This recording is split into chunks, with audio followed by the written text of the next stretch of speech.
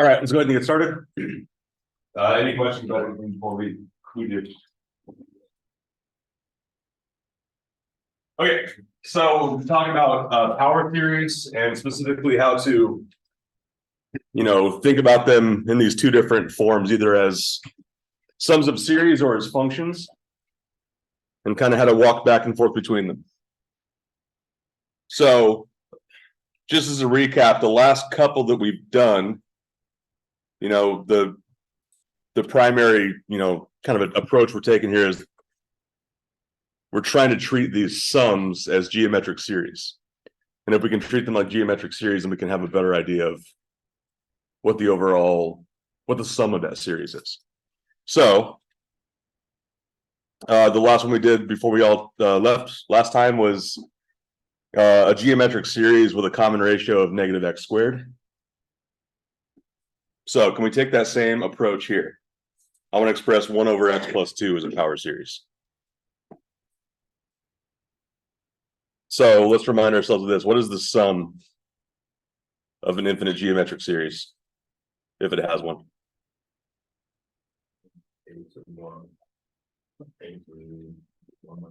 Right.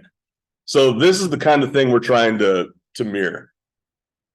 If we can make the function we're given appear in that form, then I think we can treat it like we can start to use some of our techniques that treat it like a power or treat it like a geometric series.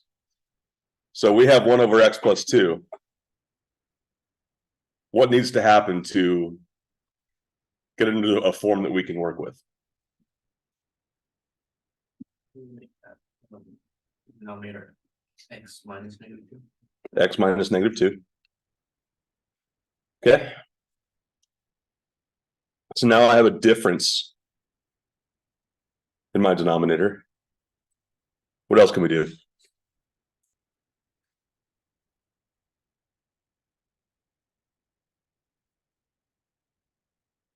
Or maybe I should ask this way, what's stopping us from treating this like a geometric series right now?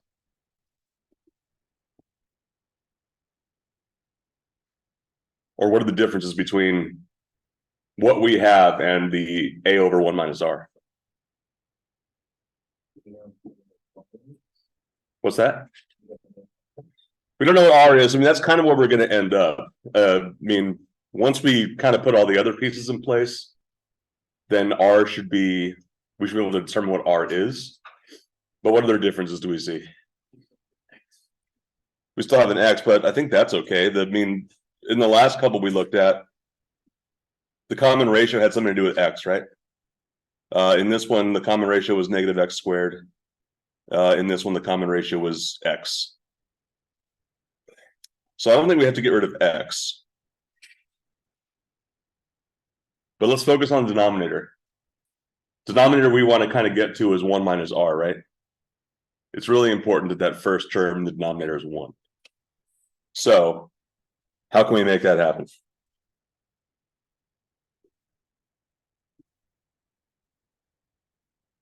So we started with, let's back up a step. What if I write this as 1 over 2 plus x? So at least we have a constant in that position. But I don't need that constant to be 2. I need it to be 1. So is there anything I can do that would make that happen? Go ahead. You can do 1 minus and then in parentheses do negative x minus 1. 1 minus. One more time.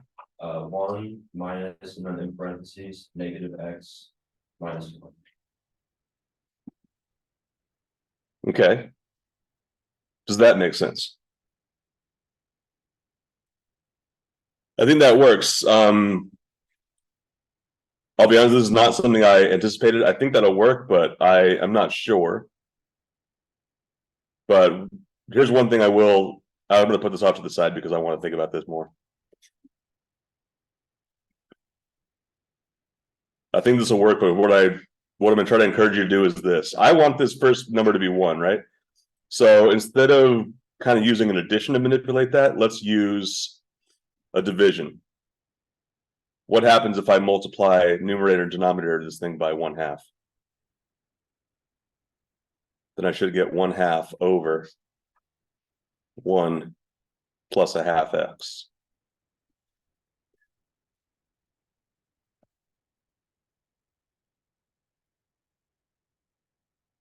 Does that take care of all my problems?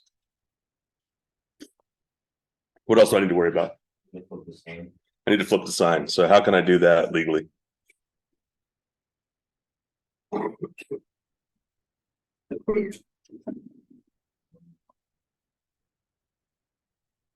One minus negative 1/2 x. Okay, are we okay now?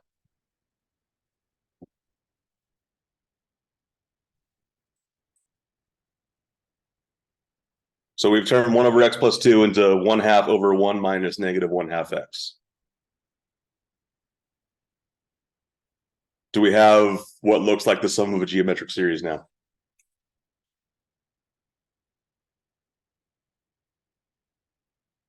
What's the first term of that? So the first term should be 1/2. What should the common ratio be?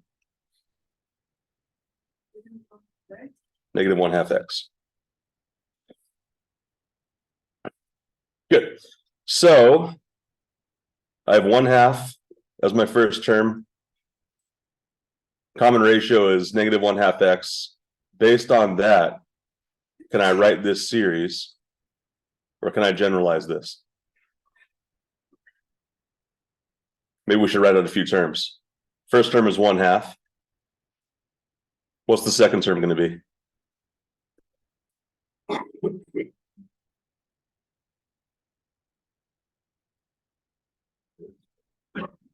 Shouldn't be 0. In a geometric series, how do I get from one term to the next? Multiply by the common ratio, right? So basically, what is 1/2 times negative 1/2 x? Negative 1/4 x. Let's do one more. What's the third term in this sequence? 1/8 x squared. 1/8 x squared. Okay. Does that help me write the kind of general form of this?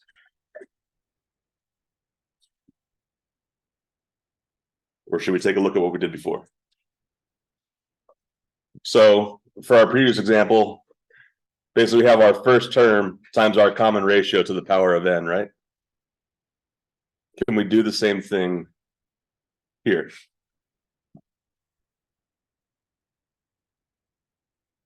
Can we do 1/2 times negative 1/2 x to the power of n?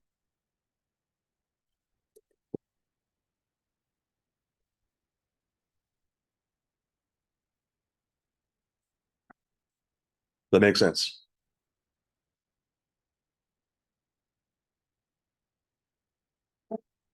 If it doesn't, please say something. You're a lot more quiet than I'm used to. Okay, so this is our general, our generalized series. But now I want to find the interval of convergence. How do I do that? What's that? Ratio test. So let's set that up. So as n goes to infinity, what happens to the ratio of any two adjacent terms? So 1/2 absolute value of the limit. The limit as n goes to infinity of the absolute value of 1/2 times negative 1/2 x to the n plus 1 over 1/2 times negative 1/2 x to the n. All right. So we're setting up the ratio test. How does this simplify? We need the absolute value. I don't know. What do you think? Yeah. X can be negative, right? X can be negative, but what I can do is this. I think everything cancels except for this. 1/2 times the absolute value of x. So x itself can be negative, but the absolute value of negative 1/2 is positive 1/2. So I got rid of a lot of things at once. Let me know if you have questions about why I deleted all the things I did. Go ahead. So that 1/2 didn't come from The negative 1/2 x or the 2 1/2s? The half that remains, that comes from, well, what's gonna happen with these two constant 1/2s? They cancel. So then what's left is negative 1/2 x to the n plus 1 divided by negative 1/2 x to the n. If I subtract those powers, I have negative 1/2. Yeah, maybe I should just take it that far. So I have the absolute value of negative 1/2 x. Because basically all but one power of that negative 1/2 x is going to cancel. And then from there, what am I looking at? I have the limit as n goes to infinity of 1/2 times the absolute value of x. So I set up the ratio test, right? So I'd want this limit. What do I want to be true about this limit? I want it to be less than 1. Have we learned anything about, or what can we say then about x, or the absolute value of x?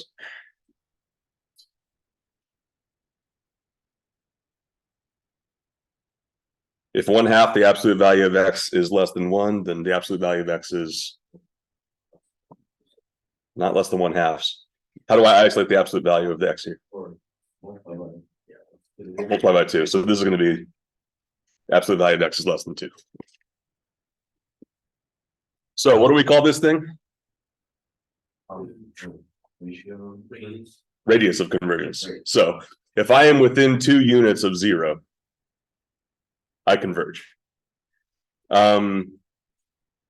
If I am exactly 2 units from 0, we don't know what happens. That's what we have to do now. So I got the ratio. Can you explain that? The radius of convergence? Yeah, so let me try to help with a picture.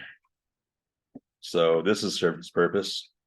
Here's what we have found out. Let me just draw like a one-dimensional line that was supposed to be straight. Good, not better. So here's x equals 0, right? Maybe I will rewrite this as this. Is this still true? Okay, so I need basically, what does it mean for the absolute value of x to be less than 2? I think it's probably more obvious that it means I have to be less than 2. Maybe less obvious that means I have to be bigger than negative 2. So as long as x is in between those things, I converge. So here's what I'm just going to write down the things I know for sure. I don't know what happens when x is 2, but I do know that when I'm between those values, I'm going to darken in all the things that converge. This series converges for all these x values.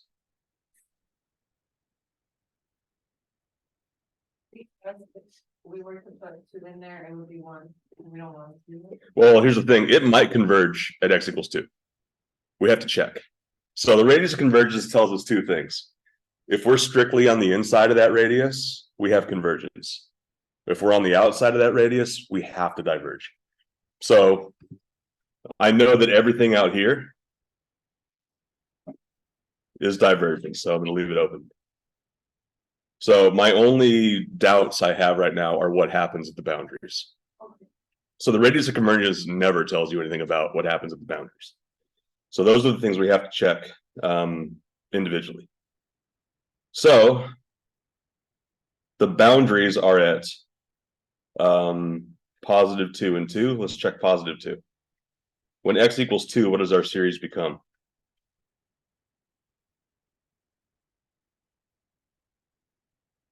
One half times negative 1/2 times 2, which is negative 1 to the n.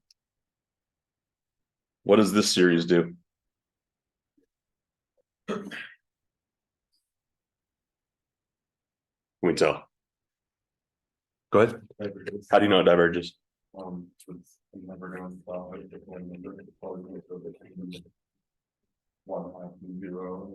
Right. So let's think about this. What is the sequence, not the series, but what does the sequence do? It alternates between what and what? So the sequence itself does not converge to 0, right? Which means the series has no chance. So I'll say this diverges by the divergence theorem. There are other ways to tell, but that one definitely does it. All right. I don't think this is going to look all that much different. So if I have x equals -2, then what do I have? I have the series that looks like this: 1/2 times 1/2 to the n. Or I guess 1/2 to the n plus 1.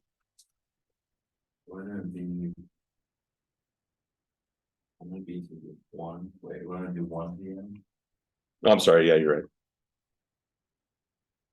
That's a much different problem. Well, I'm not -1. Not -1, because x is -2, right? Oh, yeah, right. So now I have this series. What does this series do? It converges. We sure. What does the sequence do? Secret. The sequence is constant. The sequence only consists of just a list of 1/2s, right? But what happens when you take the series that goes along with that sequence? It diverges. I'm just adding a half all the time. So now what do we know for sure? We know that we have divergence at both endpoints. So our interval of convergence is this. Strictly, we don't have any convergence on the boundaries. So when it's constant like that and there's like no end, it diverges. Because we know that. Not because it's constant, but because what? Because of the series. No, it's not that either. I can have a constant sequence or a constant sequence whose series converges.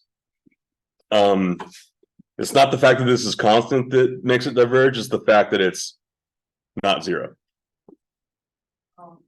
So that's one of the, we talked about that a while ago, but I think that's a good thing to check first. And I think divergence theorem proves that both of these diverge, because in this one, the sequence alternates between non-zero numbers. So it does not converge at all, which means that the series can't converge. This sequence here converges, but it converges to a number that's not zero. So that means if you look at the series, you're going to be adding a half and a half and a half. Your sum is never going to settle out to any number.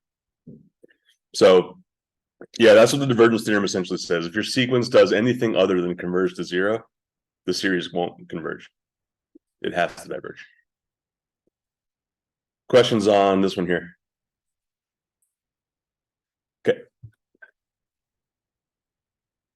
All right. What about this one?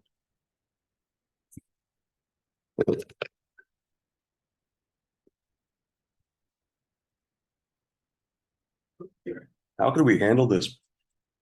Doesn't look familiar at all. What looks familiar about it? What's that? The denominator. The denominator is identical, right? So can't I say this is true? That f of x is equal to x cubed, that's the 3, times 1 over x plus 2. Okay. But don't we know a lot about 1 over x plus 2? Yeah. So I think I can also say this. F of x equals x cubed times, help me if I remember something wrong, but I think it was 1/2 times -1/2 x. Yeah. Yeah. Okay. No? I said, oh. Oh, it's okay. Is it legal for me to just throw these things together?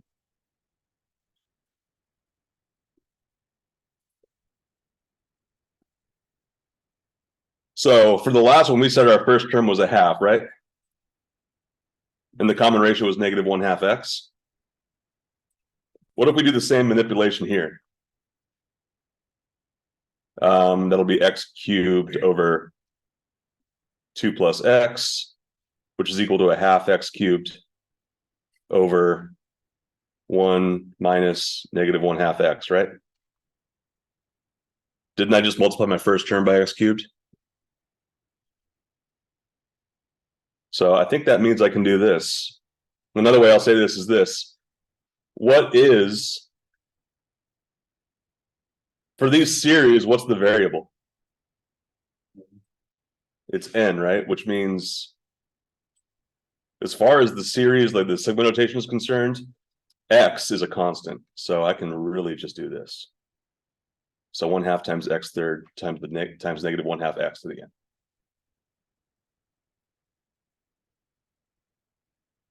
So there's my series. If we're able to rely on some old knowledge to get that one done. What do you think that does to the interval of convergence?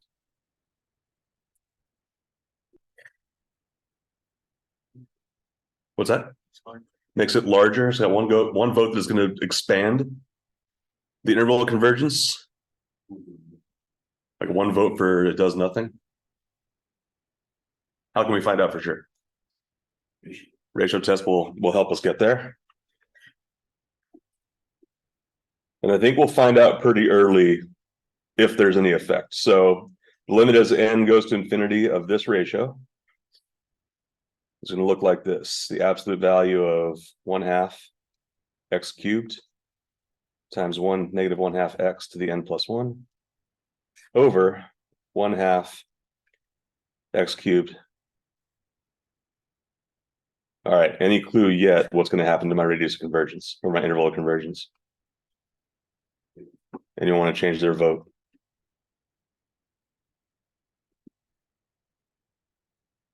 So what's going to cancel here? What's going to simplify?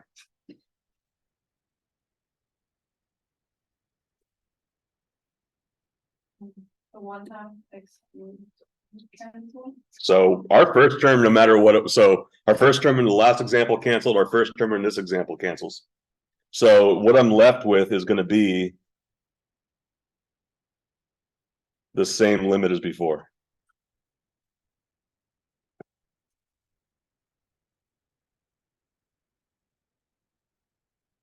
So I think we can say for sure that the radius is the same, right? So I think we know for sure this. The absolute value of x is less than 2. Does that mean the boundary? So we saw that the boundaries both diverge. Is that going to be true here?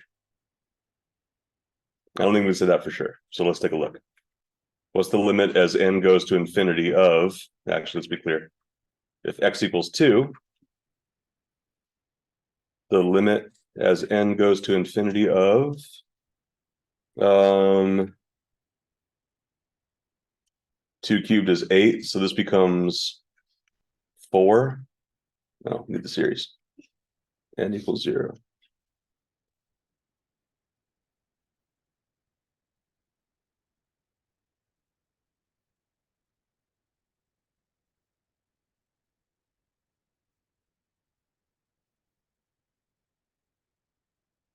So what happens with that series? It diverges. What does the sequence do? Alternates between what? Or 4 and negative 4. So that's a divergence by the divergence theorem. If x equals negative 2, then what series do I have?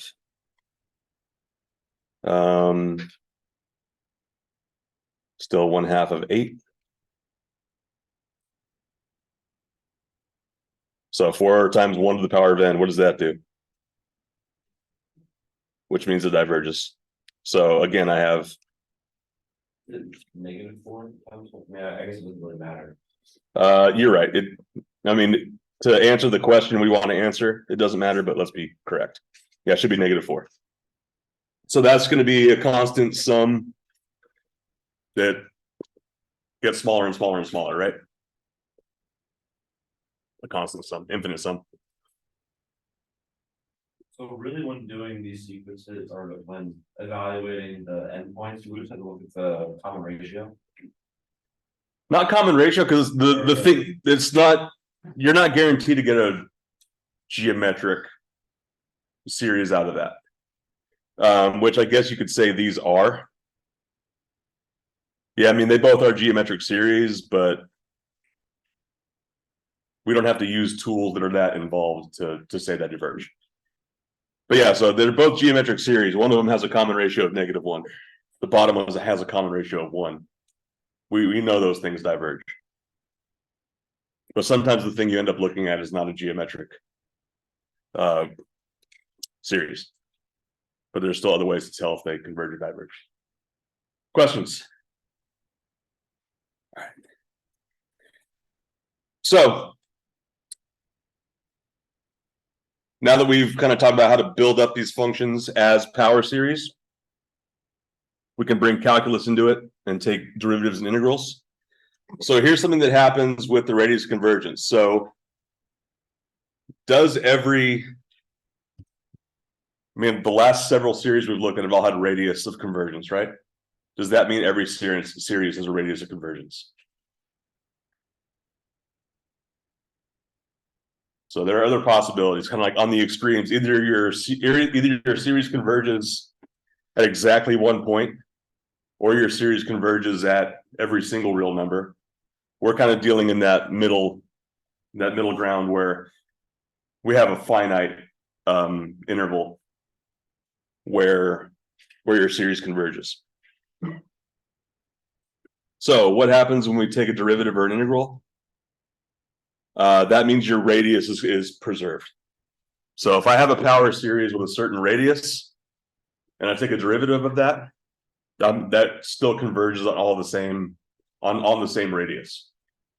So the one thing I do want to caution you about is the radius will be the same, the interval might not be. So what is the difference between those two things? They're very closely related, but they have a very important difference. How are the interval of convergence and the radius of convergence different? Well, the radius is like just half the interval, and then the interval is like 2 specific points. Like if it was from 1 to 3, the radius would be 2, but the interval. So in your example, what you said between 1 and 3, right? Yeah. So I think you said the radius was 2. I think the radius would actually be 1. But the other thing here is so here's the thing. If I know that my radius is 1 and my center is at 1, I know that everything strictly inside that converges. If it was -1, would it be 2? If what was -1? If the lower bound, I guess, was -1, would it be 2? Yeah, because what would the center be? +1.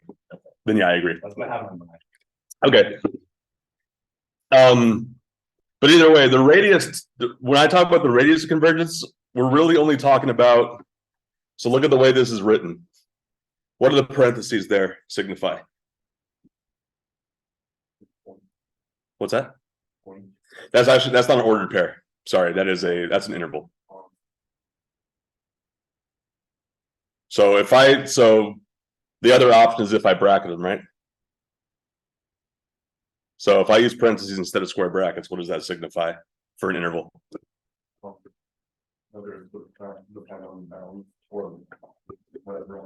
Right. So in this case, am I including the bounds or not? I'm not. So when I talk about the radius convergence, I am being very careful to leave the bounds out of my discussion. Not because I have divergence there, but because I don't know what's happening there. I just can't make guarantees about it. So the radius of convergence will be the same. Things might change with your endpoints. If you have a function that converges at x = 2, and that's on the end of your interval, it'll diverge if you take a derivative. Maybe a little hard to think about before I give you a concrete example. But any questions at this point? Okay. So I have this function here very, very general. Can I take a derivative of this? Well, yes, we can, but anything you would like to do to help us think about this?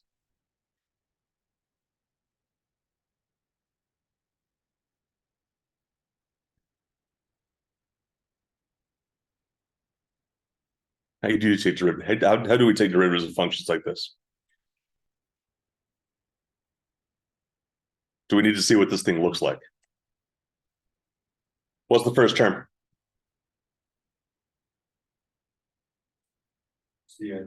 C0, but yeah, it's just the constant, right? What's the next term?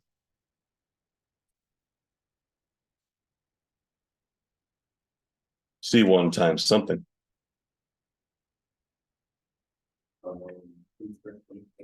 Times x minus a. Plus C2 times x minus a squared. Plus C3 times x minus a cubed. And we'll stop there. So when you take derivatives of things that are added together, you don't handle them all at once, typically. So we can do the same thing here. What's the derivative of C0?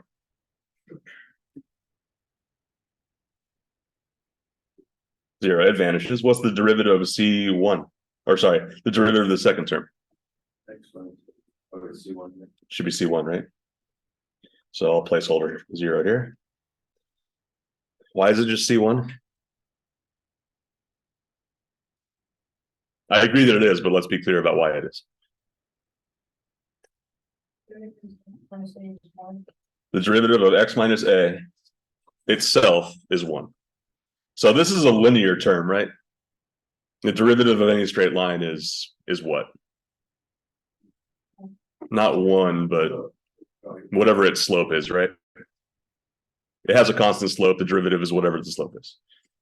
Okay, next one. What's this derivative?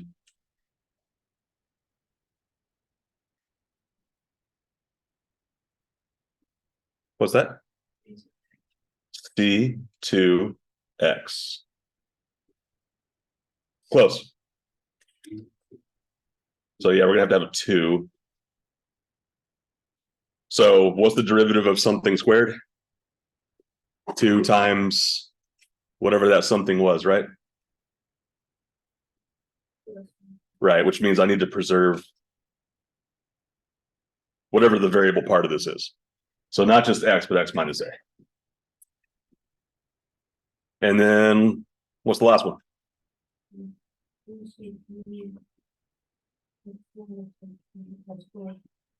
Okay.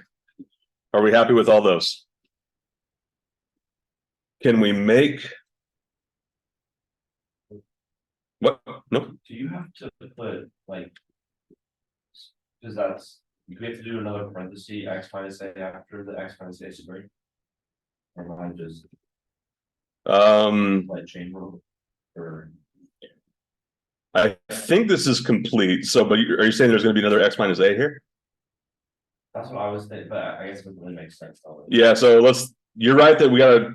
The reason we're kind of blown by chain rule is because of this. But let's talk about it. Our outside function is x cubed, right? Yeah. So what's the derivative of x cubed? 3 times x squared, but I'm going to leave the inside function intact here. What's the derivative of the inside function x minus a? It's 1. So, which is why, yeah, we got to observe the chain rule, but because x has a coefficient of 1, it's not really mathematically giving us a consequence. But yeah, good question. So now we've seen the first few terms of the derivative. Can we generalize this?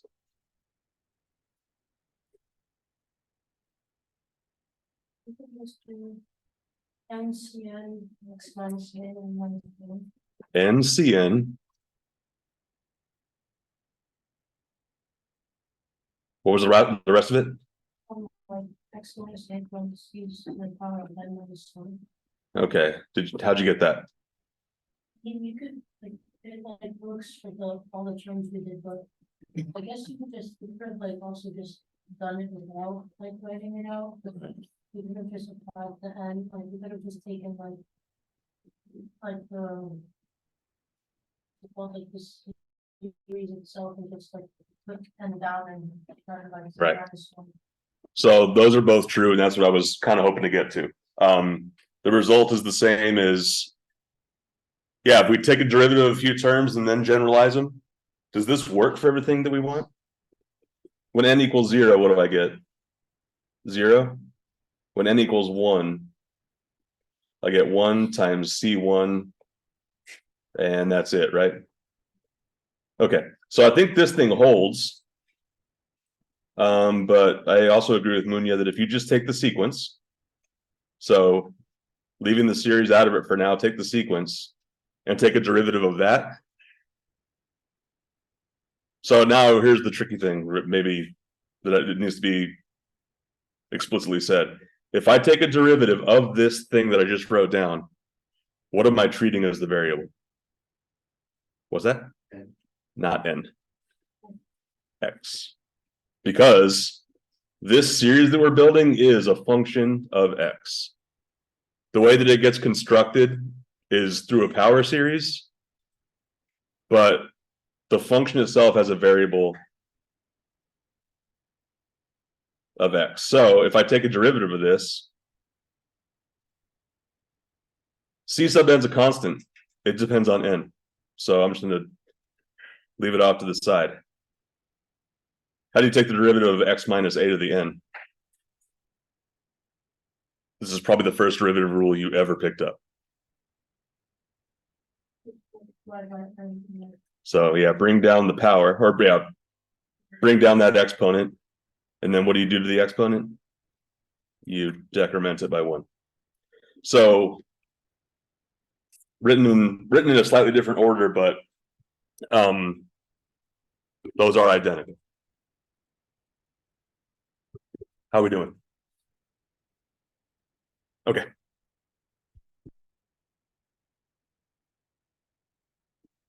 Oh, so let's go the other way now. So I would like to find an integral now. How would you like to do that? What's the same? We did 2 things. We did the first thing or the second thing? Does the second thing work? So the second thing we did was to look at the sequence.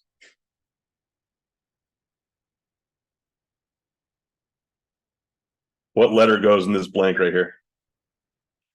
X. Okay. Is it okay for us to do that? Let's do it then. Yep. So I'll just leave it out.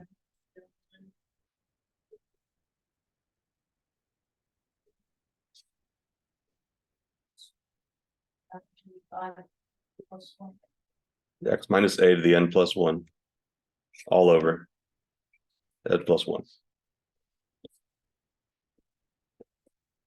Do we agree then that the integral is equal to this?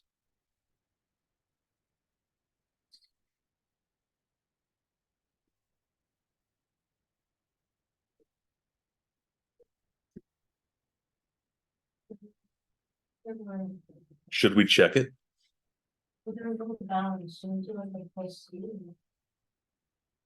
Well, there will be a plus c, won't there? There will be a plus c, won't there? What do I get when n equals 0?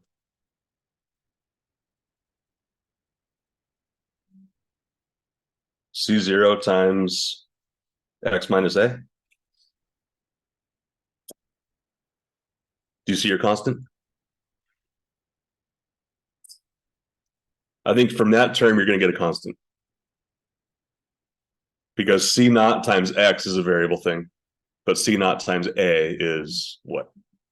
So yeah, you're right. When you integrate, you have to account for the fact that a constant might happen, but it's sort of baked into the way the series is defined. What's the second term going to be? C1 times x minus a squared over 2, and we'll do one more. C2 times x minus a cubed over 3. Does that match with what we said what the original series looks like? So if you integrate C naught, you get what? C naught x. But then the constant kind of comes out of there. If you integrate C1 times x a, you'll get a squared over 2. I think all that works. So are we okay with the logic and how we got that? But just to stress this, the good news that all the things you know about differentiation and integration apply here. Because when I write out these power series, what does the function look like that comes out of those? They're basically polynomials. They're just a polynomial with an infinite amount of terms. But when you handle derivatives and integrals, you really just take them term by term. As long as they're added together, you can just take them one at a time. So can you find the derivative of this terrible thing? I already see panicked head shakes. But let's slow down. Most of our past, That's the point. Most of the stuff that's up there is constant. Why? What's the variable? X. So here's the thing. If I want to find trying to do the way that, yeah, let me ask this question. What in this thing is variable?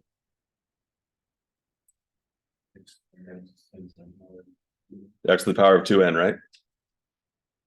So basically f of x equals, I'm going to say k, capital K for all the constant things, times x to the power of 2n. Is that true? If I just swallow up all the constants and call them capital K? If that's true, then what's the derivative of that? and x to the power of 2 and minus 1. 2nk, right? I don't know if I heard the n the first time, but yeah, 2n times x to the 2n minus 1. Is that fair? Then that means the derivative is, now I'll re-expand all that stuff, negative 1 to the n.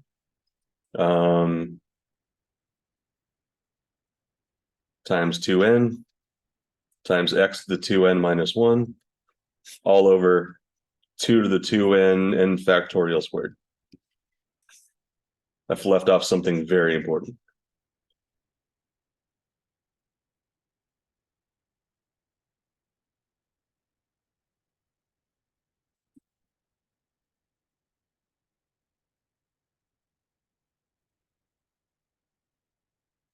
Questions there?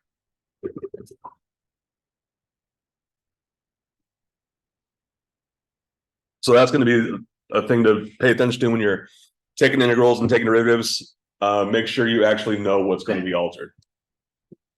And to answer that question, you kind of have to know, if I'm taking a derivative or an integral, what am I doing with respect to? What's the variable that I am observing when I do it, when I take a derivative or take an integral?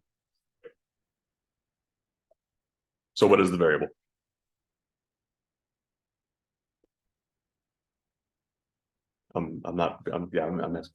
Yeah, sorry. If I'm taking a derivative or an integral, what's the variable that I'm doing that with respect to? X. So even though these series are built on n, so basically the index n is a means to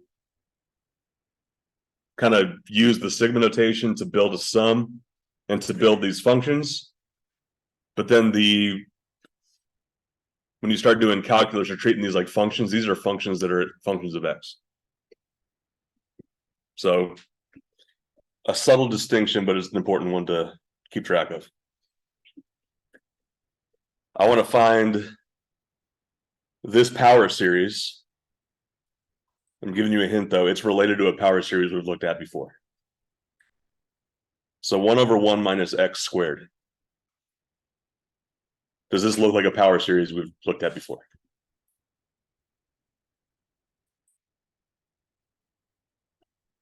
One of the earlier ones we've looked at. Well, I don't think I can make this into a geometric series on its own, because if you expand that, you're going to have 3 terms in the denominator. We did.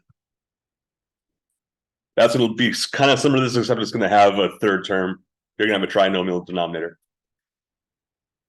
But let's think about it in terms of derivatives. Is this thing right here that I'm asking about, is this the derivative of something we've looked at, or is it the integral of something we've looked at?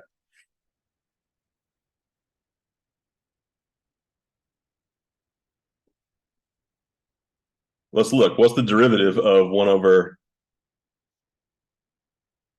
minus x squared? Is that a, go ahead. -2 times 1 minus x. -2 times 1 minus x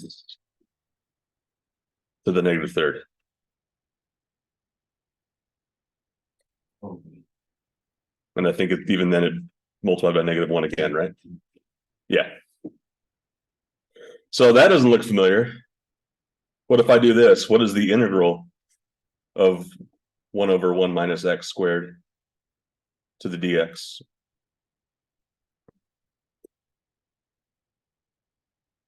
Or if I think about this, 1 minus x, no, not -1. 1 minus x to the -2 dx. Is that an integral you can take? What is it? What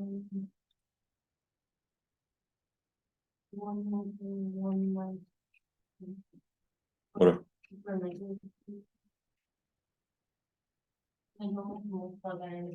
multiplied by -1, right? So this we get -1/1 minus x. Does that look familiar?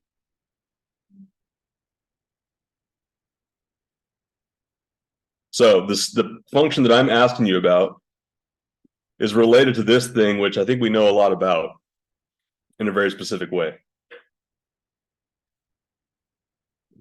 So I can scroll back a bunch of slides, or does anyone remember what we said this, the power series representation was of this series? I believe that 1/1 minus x is equal to the series from 0 to infinity. Is it just x to the n?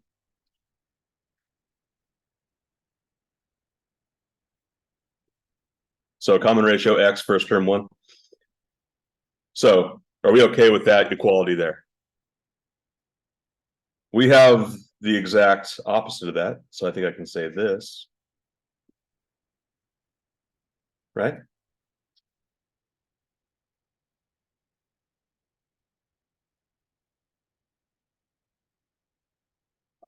But then how do I get from -1/1 minus x to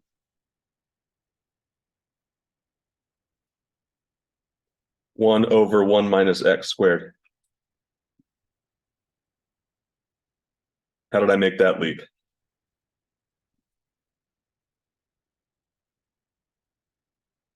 Well, I used integration to go the opposite way, so I think this is a derivative, right? If that's true, then how do I get the derivative of the power series?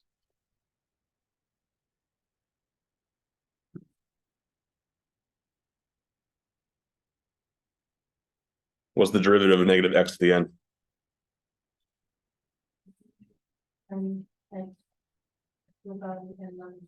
There you go.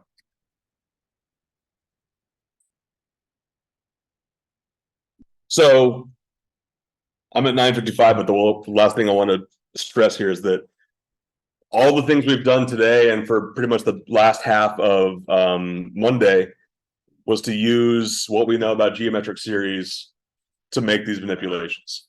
Now we're essentially using calculus, using derivatives and integrals to kind of stretch our boundaries a little further. But